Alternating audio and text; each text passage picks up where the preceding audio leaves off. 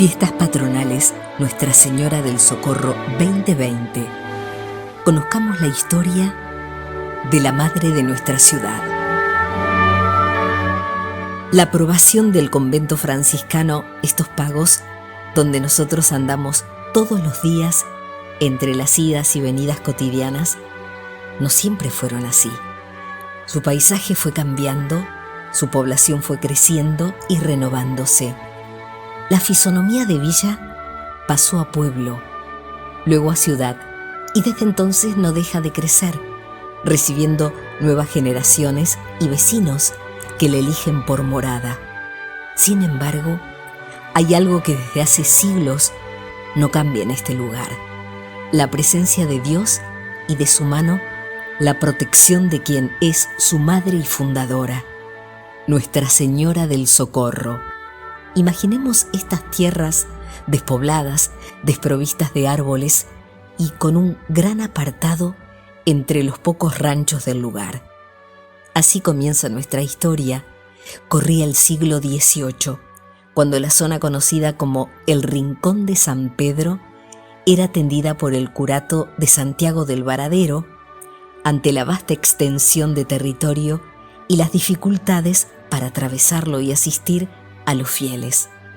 Falta de leña para comer y cocinar, ajetreos de viaje, distancias interminables. El cura Francisco Antonio Goicoechea pide autorización por medio del virrey del Perú al rey de España para construir un convento ubicado un poco más al norte, dejando su cuidado el alma de los fieles de esta zona, asumiendo los costos de la edificación y los contratiempos que pudieran surgir. Es así como en 1748 se recibe la aprobación de la construcción y comienza un tiempo más tarde, con las donaciones de Goicoechea y de los cerca de 800 vecinos de la zona, hacerse realidad el sueño de Dios: llegar con su iglesia de modo permanente a este rincón del Paraná. Este es el albor de nuestra ciudad, en la que María tendrá un rol protagónico. Viaje de Fray Alonso del Pozo. El convento de Recoletos franciscanos, que comenzara a cimentarse en 1750 por voluntad de Dios y obra del reverendo Francisco Goicoechea, verá providencialmente interrumpido su avance. Los vecinos son pocos, las donaciones escasas, y el hogar franciscano, que será también escuela de letras y conocimientos, ve frenada su gravidez. ¿Cómo continuar tamaña obra cuando sobran voluntades? Pero faltan recursos. ¿Será que Dios desistió de hacerse presente en este lugar? ¿Cómo podemos continuar esta obra de sus manos? La generosidad es grande cuando confiamos en Él. Recurrir a otro convento con mayor recaudación y con igual altruismo es la respuesta que anida en el corazón de los franciscanos. Es así que se designa a un humilde discípulo del Santo de Asís, Fray Alonso del Pozo, a realizar una expedición al Alto Perú, actual territorio de Bolivia, a limosnear entre aquellos condiscípulos bienes materiales que puedan hacer prosperar la piadosa obra, mientras los demás franciscanos continúan cuanto les es posible. La cocción de ladrillos entre hábitos embarrados, manos callosas y cuerpos dolientes por la labor, Fray Alonso se acerca al corazón del virreinato del Perú con la debida licencia para hacer realidad el precepto del Señor: pidan y se les dará. La distancia era recorrer media extensión del virrey, pero ante tanto sacrificio, el Señor iría preparando ya el corazón y las manos de sus hostiarios, que en Oruro se despojarían de todo con tal de socorrer a estos desconocidos del sur, pero hermanados en el amor del Creador. La carreta avanza por el camino real sin saber la joya tan enorme e invaluable que, como delicado cofre, traerá su regreso. Un hacendado regala la sagrada imagen. Las manos de los altos peruanos fueron tan abiertas como sus corazones. Alhajas, cálices, piedras hermosas, dinero, muchas y desinteresadas ofrendas fueron como atraídas por un imán de generosidad a las manos de Fray Alonso. Dios había obrado un verdadero milagro fraternal. El esfuerzo de meses del viaje de Alonso no había caído en saco roto, pero el regalo más grande estaba aún por llegar. En un sagrado misterio de amor y providencia, el viaje de este fraile traería una madre para este pueblo. No sabemos cómo, o mejor sí sabemos que por gracia pura de Dios fue donada a Alonso una encantadora imagen de la Madre de Dios, con una mirada tan dulce como nunca antes se había visto, y ofreciendo en su mano al mismísimo Redentor del hombre hecho niño. La promesa que cumpliría al llegar Fray Alonso fue declararla patrona de la nueva fundación. Lo que no sabían ni imaginaban era que la verdadera promesa era de ella, ser más que patrona, dulce madre de generaciones y generaciones en su nuevo destino. Promesa que somos testigos no deja de cumplir. Esta es una confirmación de que el proyecto que comenzó en el corazón del padre Goicoechea es obra de Dios. Él quiere estar en este lugar y no viene solo. María viene con él. Con cuánto amor habrá contemplado aquel pueblo por última vez esa imagen a la que tantas veces acudió a pedir socorro. Cuánta ternura habrá derramado María en esos corazones que, desprendidos por caridad, le permitieron seguir su camino. María es madre de todos los pueblos y su maternidad es aún más evidente cuando nos amamos con el amor de Jesús. Retorno e incendio de las carretas. Poco después, Fray Alonso y su caravana emprenden agradecidos su regreso al sur. Traían llenos los cofres de donativos para el convento, pero más llenos los corazones. La Inmaculada Madre de Dios, Nuestra Señora del Socorro, venía con ellos. ¿Qué dirían los franciscanos que los esperaban, afanosos en la tarea, junto al Paraná? ¿Cuál sería la sorpresa al encontrar superadas todas las expectativas de donaciones? La sonrisa de los caravaneros era indeleble. El retorno era difícil y peligroso, pero tenían un motivo mucho más grande para llegar: una nueva patrona. La prueba no tarda en llegar. Una noche, ante la sorpresa de los imprevistos viajantes, la caravana es asaltada por quienes no comprenden mucho de amor. El atraco termina por incendiar la carreta que contiene la sagrada imagen de Nuestra Señora. Los franciscanos y acompañantes, desesperados, hacen lo imposible por rescatar la Virgen y lo recaudado. Solo las joyas y ofrendas se salvan. Todo esfuerzo es inútil. El fuego lo ha destruido todo. La Virgen se consumió en ese acto salvaje de impiedad. Las sonrisas se desdibujaban y borbotones de lágrimas inundan las mejillas de los caravaneros. Tendrán la recaudación, pero sienten la orfandad de quien perdió a su madre. Lo mejor es rezar, pidiendo piedad, y descansar para retomar la marcha al alba. Hallazgo de la imagen intacta. Los ojos de Fray Alonso, hinchados en su penar, denotan que no ha podido descansar. Comienza el sol a asomar y entibiar su rostro, que contempla acongojado los humeantes restos de lo que hasta horas antes era el mayor tesoro de su vida. Algunas cenizas que vuelan con el viento le recuerdan la caducidad de nuestros placeres, y en ese mar de confusión y abandono de Dios intenta animar a sus compañeros para continuar la marcha, no sin antes revisar con la luz del día, si algo puede rescatarse de los restos de la hoguera. Con el clarear del sol renace la esperanza. Algo brilla entre las ruinas. Con el corazón exaltado, corren todos al centro de lo que antes fue la carreta. La Madre de Dios estaba ahí. Dios no los abandonó. La Señora del Socorro no había sufrido rasguño alguno. Era un verdadero milagro. A pesar de estar hecha en madera y tener grandes mantos, el fuego no había podido apagar la ternura de la Virgen que se hacía tangible en una bellísima imagen. El socorro de María no se hizo esperar.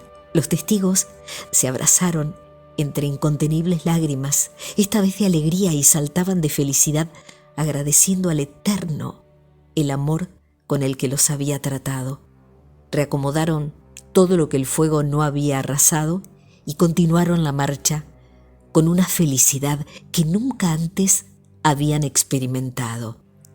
La noticia del milagro de María se difundió rápidamente en toda la región, al punto de que por donde la caravana iba a peregrinar, los poblados enteros salían a mirarla y venerarla con todo el corazón. Comienza una verdadera peregrinación de María que a ninguno de los hijos que pasan a su lado deja sin su socorro y auxilio. Curación de un paralítico. Mientras la caravana con la milagrosa imagen de la Virgen avanzaba, yacía tullido en una camilla como una antigua postal del Evangelio, un paralítico en un perdido pueblo del norte, que esperaba un milagro para curar su aflicción. A sus oídos llegó el rumor del prodigio obrado por la imagen que peregrinaba cerca del lugar. Asistido por un par de raquíticas muletas, el lisiado se acercó hasta el camino por donde debía pasar la portentosa imagen. Los pueblerinos, que lo tenían como parte del paisaje local, le anunciaban que a lo lejos se divisaba una carreta desconocida, mientras, compadecidos de sus dolencias, lo contemplaban rezar con una fe sincera y una confianza profunda como nadie había visto antes. Al acercarse lentamente la carreta, como evitando cubrir de polvo a quienes se acercaban a mirar la imagen, el joven paralítico osó pedir a Alonso que la bajaran a su altura para poner sus humildes manos y acariciarla. La caricia fue mutua. Apenas él rozó el manto de la Inmaculada Virgen María, sintió un hormigueo en sus piernas que le adelantaba su feliz desenlace. Lentamente, y ante el asombro de los devotos y curiosos que contemplaban el espectáculo, recuperó la fuerza de sus miembros inferiores, se incorporó, envuelto en lágrimas, hasta prescindir de sus muletas. Sus ruegos habían sido oídos y sus lágrimas regaron el corazón de María. ¿Cómo no iba ella a atender a su pequeño hijo necesitado de amor? La misma mujer que tiempo atrás permaneció erguida entre el fuego por amor a los hombres, hacía ahora erguir la dignidad de este desconocido para muchos, pero muy amado de su corazón de madre. Llegada de la imagen a San Pedro. Varios años transcurrieron desde que Fray Alonso, acompañado de algunos generosos paisanos locales y algunos cofrades, partieron rumbo al norte. El pequeño pago creció solo unos cuantos ranchos, pero la necesidad de evangelizarlos era cada vez mayor. Lo mismo sucedía con la urgencia de fundar una escuela que iluminara el saber de los pobladores. La colecta que el religioso había hecho en Oruro serviría para culminar la obra empezada. Como el comentario siempre se adelanta a los hechos, ya se conocía que una singular y milagrosa imagen de María, Nuestra Señora del Socorro, sería la perla más fina entre las joyas obtenidas. Así es que algunos días antes de la llegada de los viajantes, el poblado los esperaba con ansias y habían acordado una cálida bienvenida. religiosos que desgranaban sus rosarios en vigilante espera, niños con flores cortadas de los campos, paisanos que se quitaron sus sombreros al avisaje de la carreta, mujeres que miraban al cielo casi implorando la urgencia de la protección mariana, y algunos nativos de estas tierras estaban reunidos a pocos metros del convento en construcción para recibir a su nueva patrona. Al llegar, adornada enseguida con las frescas flores silvestres que los infantes portaban, flanqueada por 2 antorchas, casi como advirtiendo las peripecias del camino, y entre gritos de alegría y homenaje, llegó a este lugar la Santísima Virgen del Socorro. Uno a uno, los vecinos del convento fueron acercándose a contemplar el rostro sereno de su madre y acariciándole el manto con la más pura devoción, veían que este lugar ya nunca sería el mismo. María del Socorro traía renuevos de esperanza para todos y confirmaba que Dios era una realidad en el rincón de San Pedro.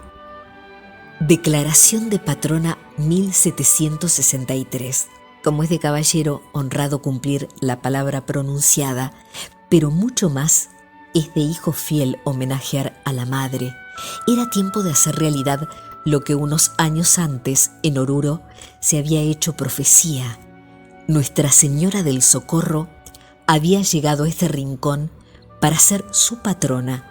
Había ocupado hasta entonces esa cátedra también la Virgen María, pero en otra advocación, Nuestra Señora de las Nieves. La maternal compañía no cambiaba, simplemente cambiaba su nombre, para que nadie olvidara que en ella podían encontrar socorro los necesitados de Dios.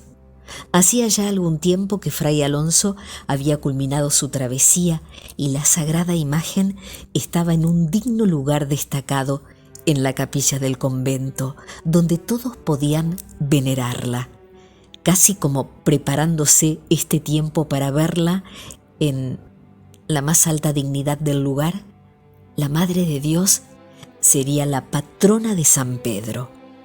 Así es como en 1763 los hermanos franciscanos cumplen su promesa y firman el decreto que establece a Nuestra Señora del Socorro, patrona de San Pedro.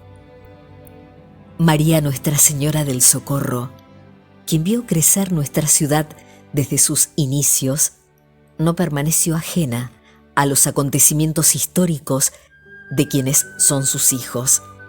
Desde que ella es nuestra patrona, vio nacer el virreinato del Río de la Plata, las luchas por la independencia nacional, el surgimiento de la República, el combate de vuelta de obligado, en el que tantos de sus hijos sanpedrinos defendieron la soberanía. Antes de que nuestra nación existiera, Nuestra Señora del Socorro ya formaba parte de nuestra devoción comunitaria, y su casa fue modificándose con el amor del pueblo.